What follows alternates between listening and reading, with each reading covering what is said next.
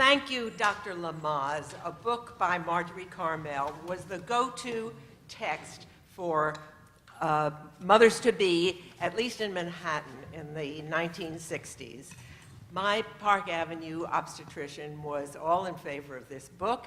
It taught us the process of childbirth, and it also advocated breathing exercises and relaxation to ensure that you could have a childbirth relatively comfortably without medication.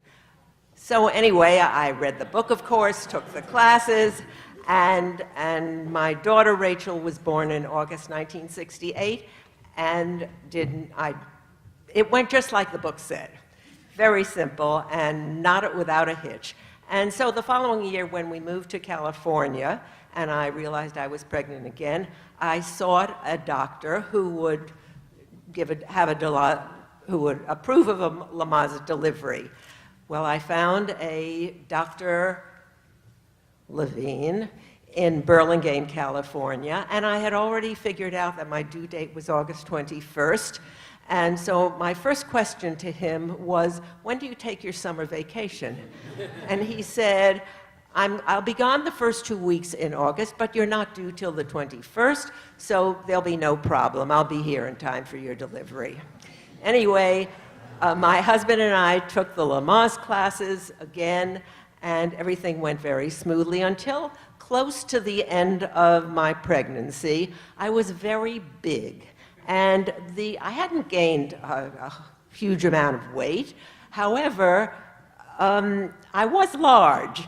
And the doctors, neither of them seemed at all concerned, and so I wasn't concerned either, except that my sister-in-law came and visited en route to a trip to Japan. She visited us in California, and when she got back to New York, she called my mother and said, you know, Gail's much bigger than she was the first time around with Rachel. My mother got concerned, and she called her younger sister, my aunt, who wasn't very much older than I. And my aunt got on the phone, a very supercilious tone, said, I hear you haven't been sticking to the celery and cottage cheese diet. I was a little embarrassed. I didn't think I'd been overeating that much. Anyway, the doctors weren't concerned, so neither was I, and I ignored it. My next problem, though, was to find a babysitter for Rachel when I went to the hospital, and had been in California for less than a year, and we didn't have any family around. So I checked in with my next-door neighbors, the Wilsons with the 3D children, Duncan, Deirdre, and Deanne, and they were very nice kids. They were teenagers. They knew Rachel well, and Mrs. Wilson was a very nice gal. And she said, of course, she would take care of Rachel when we went into the hospital, but I thought I needed a backup. So I called Mrs. McCarthy, who was our regular babysitter from time to time, and she was a woman in her 60s, I would say. She had beautiful auburn hair, long hair that was braided, and then she wore it in a crown around her head. It was really very elegant. And so I asked Mrs. McCarthy whether she'd be available if we needed her.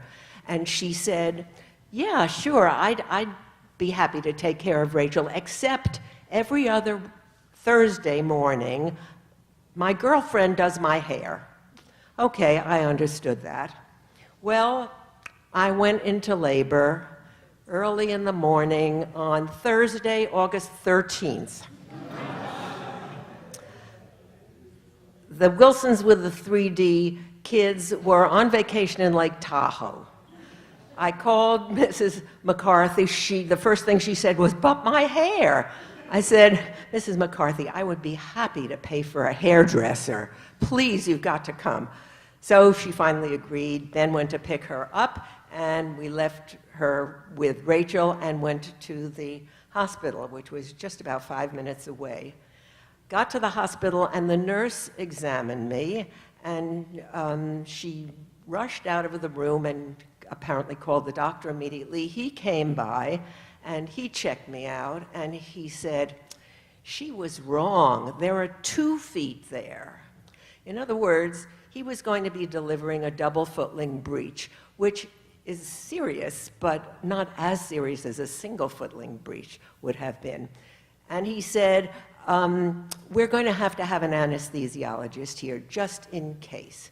So we go, the anesthesiologist arrives, we go into the delivery room, and before too long, my daughter Sarah, was born, double footling breech, 5 pounds, 5 ounces. And the Dr. Rosenwasser's next words were, "This one's too small, there must be another one." And 4 minutes later, sure enough, there was David, 6 pounds, 10 ounces, breech again, but regular breech presentation. Well, everybody in that delivery room was in shock. My husband's first words were, "I've got to call the boss and ask for a raise." Anyway, I got settled in my room, and I was determined to breastfeed these babies, just as I had Rachel. And I recalled that I had been at a La Leche League meeting a couple of months before. That La Leche is an organization of nursing mothers. And I had met a woman who had 5 children, including a set of twins, which she had nursed. And she said, "Oh, that's wonderful. Of course you can nurse twins. Just tell the nurses to bring both babies in at the same time. You use the football hold, and you can nurse them simultaneously." Well, the nurses thought I was out of my mind. The pediatrician finally arrived, and I complained to him about their attitude. He went in and talked to them. He came out and he said, "I've calmed them all down. They'll do anything you want." Well, anyway, I started nursing these 2 babies and continued for almost a year till they were weaned. And they continued to grow and thrive, and they're now 44 years old. And I must say, they were a blessing. They have been a blessing. I guess because they were twins, like all twins, they had a share from the very beginning. So they're very unselfish people. They're very generous. They've always been good friends to each other, and they have a lot of good friends as well. They've been successful in their personal and professional lives. And that surprise moment turned into a great blessing for our entire family. So we had to say thank you to Dr. Lamaze and to Dr. Rosenwasser and the powers that be for our great good fortune. Thank you. Thank you.